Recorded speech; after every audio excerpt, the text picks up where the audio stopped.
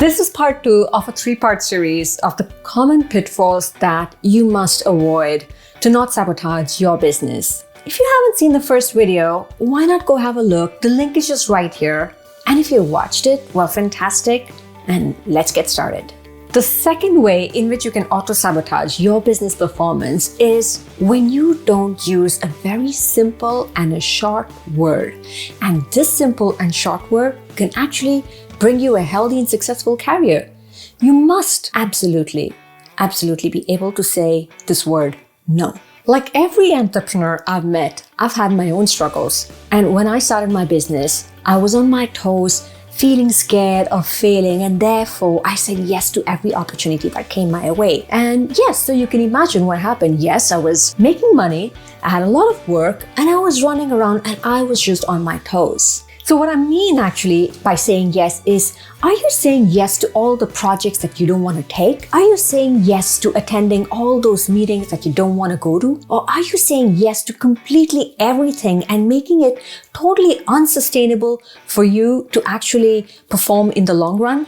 You must master the art of saying no. Projects are twice as hard when your heart's not in them, and you won't have the time and energy to stick to your strategy, especially if you're not putting yourself first. Saying yes to everyone else is actually saying no to yourself and the direction that you want to take. Here's what I'd like you to do. What I'd like you to do is, the next time you're given an opportunity and you want to say yes, just stop for a second and do this little exercise. So here's what I want you to do is to make 2 lists. The first list is actually done from a place of full permission. Exactly. Often we don't give ourselves the permission to say no. So what I want for you is to give yourself full permission and write down who are those people that you're going to say no to, what kind of companies are you going to not engage with, what meetings will you refuse, what are those projects and initiatives that you're actually going to stop working on. So make that list very, very quickly and pick up just one item in that list every single week and say no to one item from that list next week onwards. Now, the second list is actually the most important one. And on the second list, I want you to write down all the times when you actually said yes to something that you really didn't want to do. And I want you to actually write down, how did it feel to do those things that you really didn't enjoy? How did that make you feel? And just visualize them and write down, how was that experience? What unpleasantness did it cause in you? So the next time someone asks you to do something, take a few minutes or even a few hours to answer. You don't need to respond immediately. Take that time to actually go over your golden list and remember how you felt when you said yes, and look at the ones that you actually want to say no to. And if your gut is actually screaming and saying, no, I don't want to do this, then remember that that's when you actually really need to say no. And I say this don't, and say don't.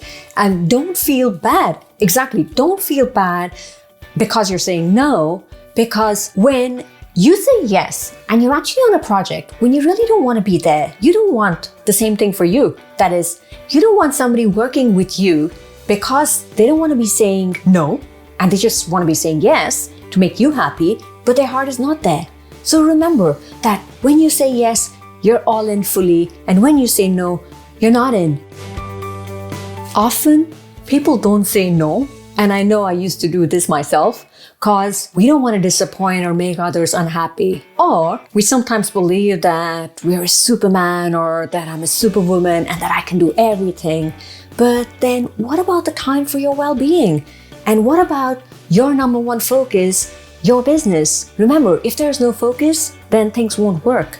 So remember that every time you're saying yes, you're actually saying no to a whole lot of other opportunities. It can be a little bit scary.